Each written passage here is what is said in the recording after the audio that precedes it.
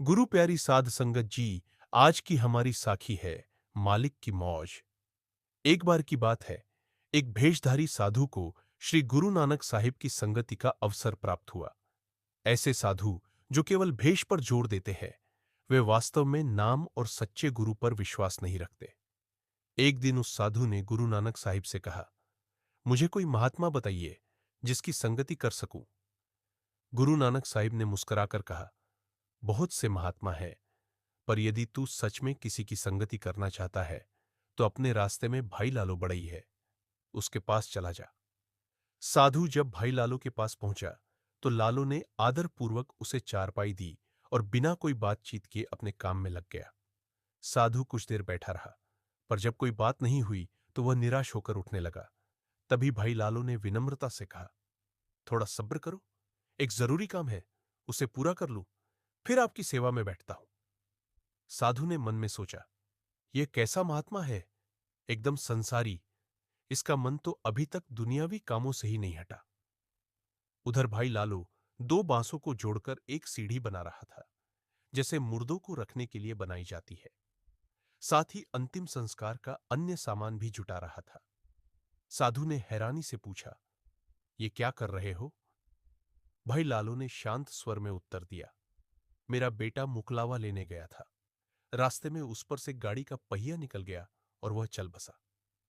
ये सीढ़ी उसके लिए बना रहा हूं। साधु चौंक गया, बोला, अगर यह मालूम था तो तुम वहां जाकर अपने बेटे को लाते। भाई लालो ने उत्तर दिया, जो सद्गुरु की मौज है वही होता है। साधु को यह बात खटक गई।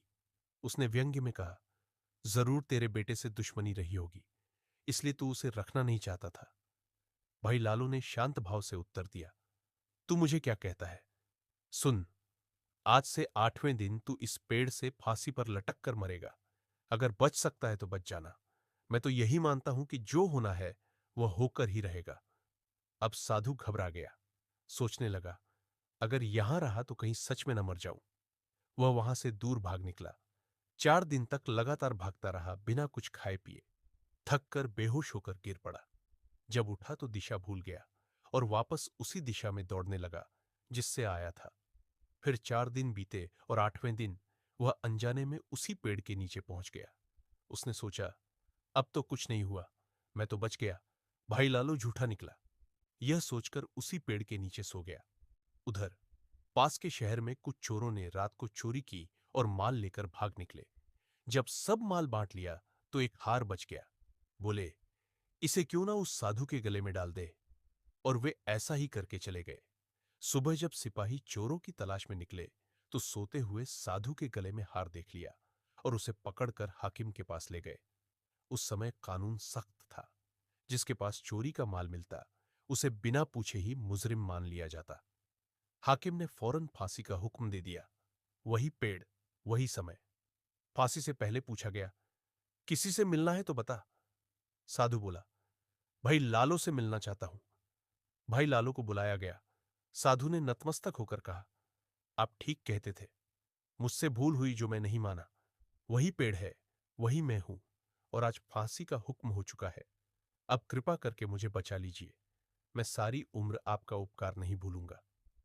भाई लालो ने शांत भाव से कहा, मैं अपने सद्गुरु नानक साहिब से अरदास करता हूं, वे कृपालु हैं, आशा है कि तुझे बचा लेंगे। तू आधा घंटा धीरज रख। उसी समय खबर आई कि चोर पकड़े गए हैं।